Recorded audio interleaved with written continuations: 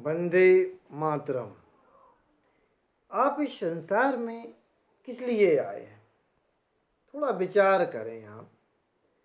तो आप अपना कर्तव्य पालन करने के लिए आए हैं। आप इसमें मीन में न निकालें न सोचें कुछ भी। आप अपना कर्तव्य पालन करने के लिए आए हैं और वही काम आपको करना भी है। इस संबंध में एक छोटी सी कथा है। एक राजा थे, बड़े परिश्रम से राज्य किया करते। प्रजा की छोटी छोटी सी परेशानियों पर बड़ा ध्यान दिया करते। स्वयं प्रजा के बीच में जाकर उनके सुख दुख का ध्यान रखते। लेकिन समस्याएं हैं कि समस्याएं मिटने का नाम न लेती। एक समस्या खत्म हो तो दूसरी समस्या सामने आ जाए। समस्याओं से उलझकर एक बार वह काफी दुखी हो गए। जब व्यक्ति दुखी होता है तब वह कहीं न कहीं ऐसे व्यक्ति की खोज करता है जहां जाकर उसका मन शांत हो सके। तो इसके लिए पुराने समय से ही व्यक्ति गुरुओं की शरण में जाते थे। तो वो भी अपने गुरुजी के शरण में गए। गुरुजी से कहते हैं, हे गुरुजी, मैं अपना जितना भी बन सकता है अधिक से अधिक प्रजा का ध्यान रखता हूँ, फिर भी समस्याएं मिट नहीं रही हैं। एक समस्या सुलझाता हूँ, दूसरी समस्या खड़ी हो जाती है, क्या करें? तो गुरुजी ने कहा, अरे भाई, आप विद्वान हैं, आप जानते हैं कि समस्या का एक जड़ है जो वो अपना राज्य है। आप राज्य त्याग दें, बात खत्म। तो राजा ने कहा, इससे तो अराजकता फैल जाएगी, अस्त व्यस्त हो जाएगा जनजीवन, कैसे बनेगा ऐसा? तो गुरुजी ने कहा, अरे तो अपने पुत्र को दे दे राज। तो राजा कहता है कि पुत्र को तो हम दे दें, पर पुत्र अभी छोटा है तो वो संभाल नहीं पाएगा। तब गुरुजी बड़े सोच विचार कर कहते हैं कि राज्य मुझे दे दें। आप राज्य का संकल्प कर लें मेरे लिए। तो राजा ने हाथ में जल लिया, गुरुजी ने संकल्प बोला और वह राज्य गुरुजी के लिए समर्पित कर दिया। अब राज्य तो दे दिया, अब राजा क्या करे? तो राजा उठ के वहां से जाने लगे। गुरुजी कहते हैं, पहले तो हंसने लगे, हंसते हुए कहते हैं कि जा कहाँ रहे हो? तो उन्होंने कहा कि खजाने से कुछ पैसे निकाल लें, कुछ व्यापार करेंगे कहीं बाहर जाकर।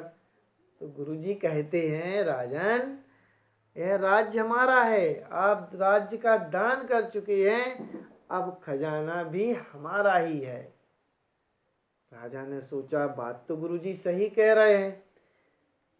तो उसने नीचे सिर कर लिया। तो गुरुजी कहते हैं, चिंता नहीं करो, ये बताओ अब क्या करना चाहते हो? तो कहने लगे, व्यापार के लिए धन तो है नहीं, तो नौकरी ही करेंगे। तो गुरुजी कहते हैं कि जब नौकरी करना है तो नौकरी हम ही दे रहे आपको।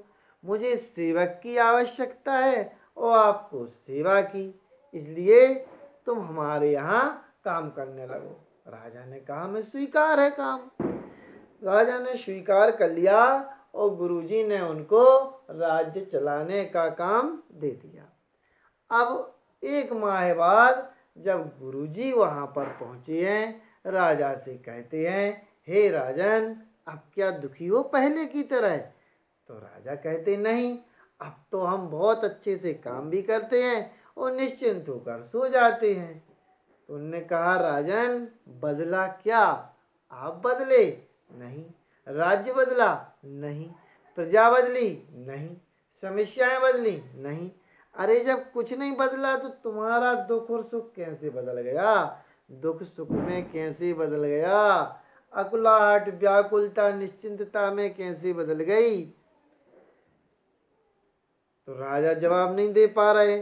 तब गुरुजी कहते हैं, सुनो भाई, यही वह साधन है जिसके करने से मनुष्य निरंतर काम करता हुआ भी उसमें लिप्त नहीं होता है। जब व्यक्ति अपने आप को स्वामी मान लेता है तब वह दुख और सुख का अनुभव करता है। जब वह सभी कर्मों को ईश्वर का दिया हुआ माने तो उसमें दुख और सुख नहीं आता। जैसे ही वह अपना समझा और ममता आई तो बंधन आया, बंधन आया तो दुख आया। यह है पूरी एक चक्र बना है।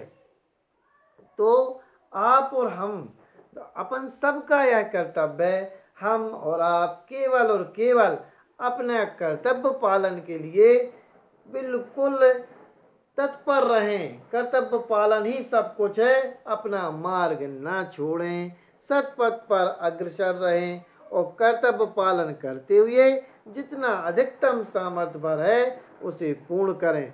बस जो कुछ भी दिखाई देता है उसमें हम लिपट ना जाएं, उसमें लिप्त ना हो जाएं।